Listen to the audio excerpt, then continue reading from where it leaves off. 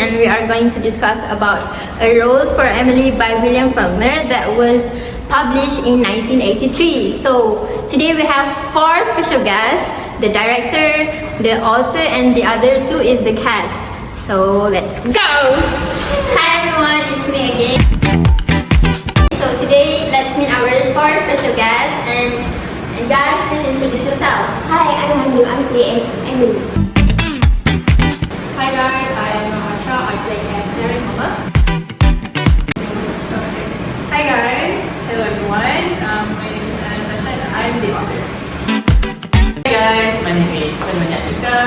I am the director for the short film.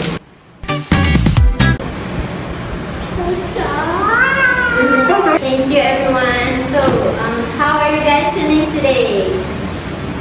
We're good. The weather is a bit chilly today. It's raining. It's raining very right.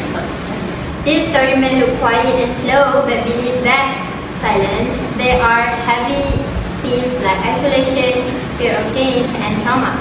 So let's start with our first segment, plot and story development. Tasha, as the author, one thing readers always notice is how confusing the timeline feels. Why did you choose to tell the story this way? Okay, so that's an interesting question actually.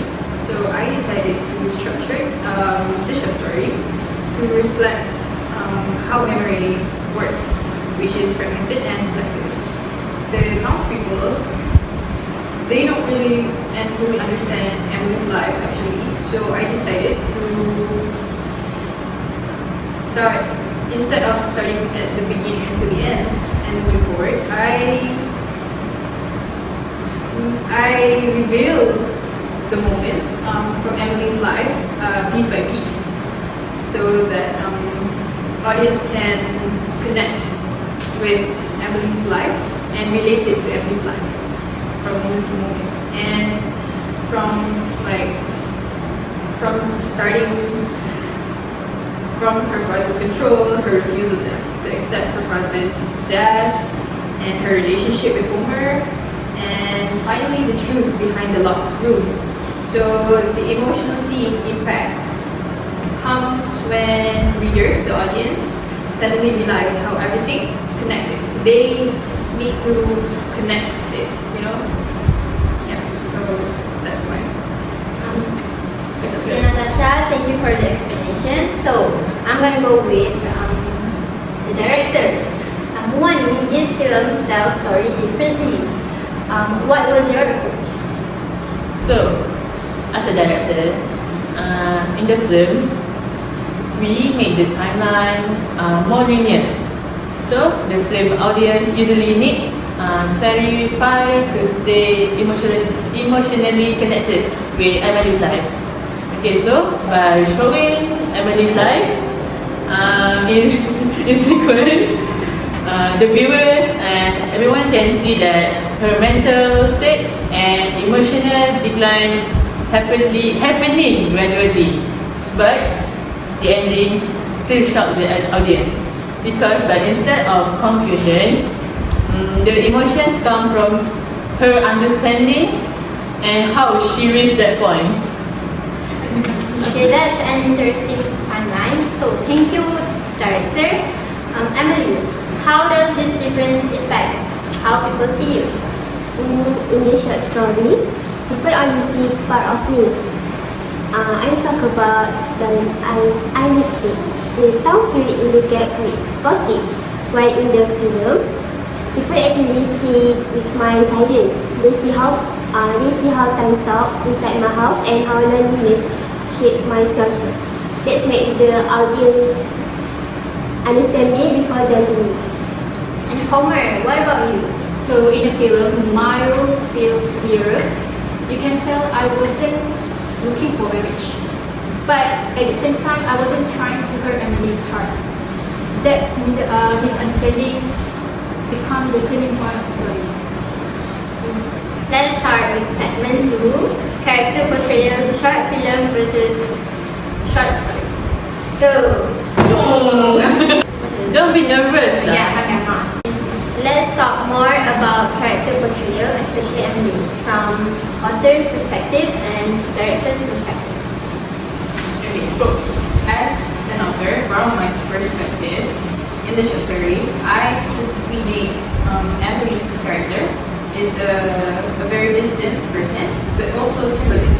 Like the audience, the readers, they never heard her thoughts, so she became some sort of like a myth, and like the town and the town people, like they are the one who defines Emily's, like they are the one who identify her more than she could ever identify herself.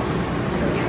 And for the director, So, for the short film, we portray Emily in the film. We are trying to humanize her. So as you can see here, over here, through her facial expression, and her body language and her silence. So you can see that viewers can see her acting vulnerability. Okay, so she's not just a mysterious, but she's emotionally damaged. Emotional damage. Emotional damage. For her.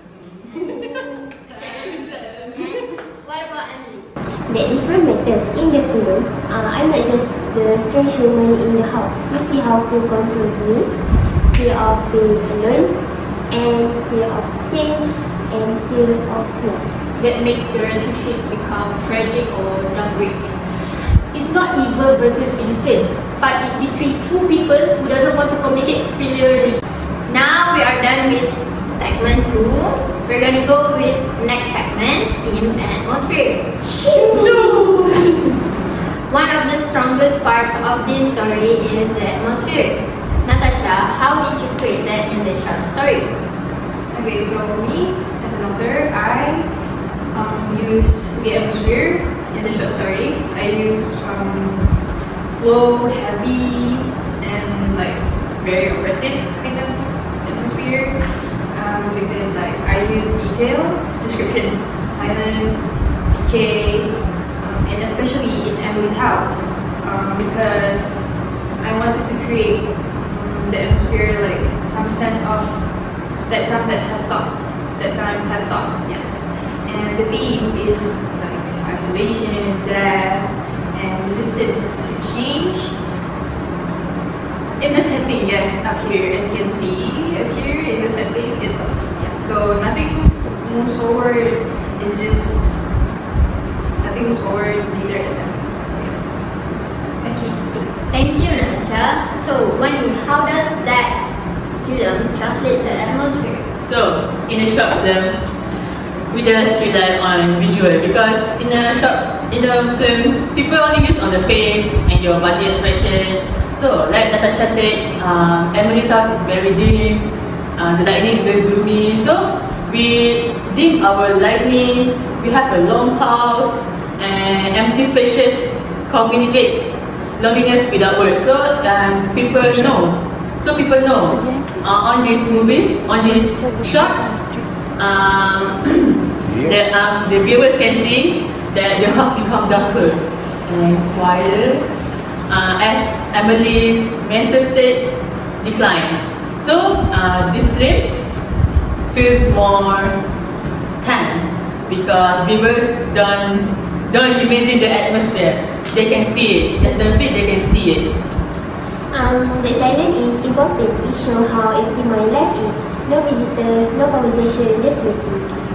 From the outside, the atmosphere already feels uncomfortable.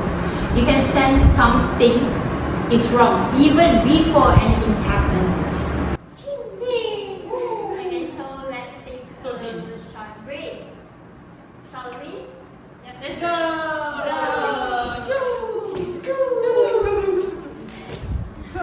So we are done with segment 3. Now let's move to the segment 4, narrative style and storytelling.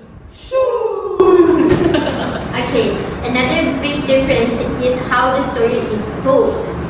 Natasha? Yes. Okay, so okay, the short story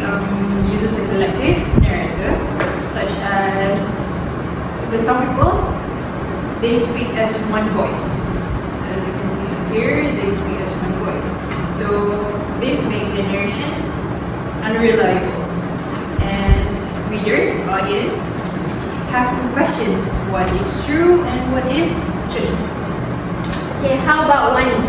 So in the film, we didn't use the short stories completely because we removed a narration completely. So instead just having removes and editing, the audience just watch the events, like they go to Emily's house and just watch like this. Like this. So our viewers can see that the difference between short movies and short story. Okay, so this shift, the experience for analysis is implementing of feeling to more emotion. Thank you for me. What about Emily? That change affect how people judge me. In the story, people decide who I am, while in the film, they watch me become who I am. And how about Homer? It's also show how silence and misunderstanding affect any relationship like in our real life. Okay, so thank you everyone for segment 4. Now let's move to the next segment. Now let's move to the segment 5, which is the second last segment, major adaptation changes. What are the most important changes in the film adaptation? So in film, our biggest change is clarity. As you can see here, the film simplifies the structure and makes Emily's mental struggle visible. And so the viewers can see it clearly and can understand it. Okay, and the horror becomes more like psychological rather than the symbolics. So, can I go? Yeah. So, from my point of view, the meaning of the story still stays the same. However, the experience that changes. So, like the short story up here, as you can see, the short story invites interpretation, while the film guides emotions. The film gives me more humanity. And it makes the ending feel more tragic, not just shocking. Okay. Sadly, this is our last segment, which is segment 6, group reflection and what if. As a group, okay, we felt that both versions were impactful in different ways. For the short story, it challenges the mind, and for the short film, it challenges the heart. So what surprised us the most was how much sympathy the film created for Emily. And now let's imagine something different. So from my perspective, it will focus on misunderstanding and freedom of how unclear intentions can destroy life. For me, if it focuses on my father, it will express how emotional control and patriarchy shape my fear of family.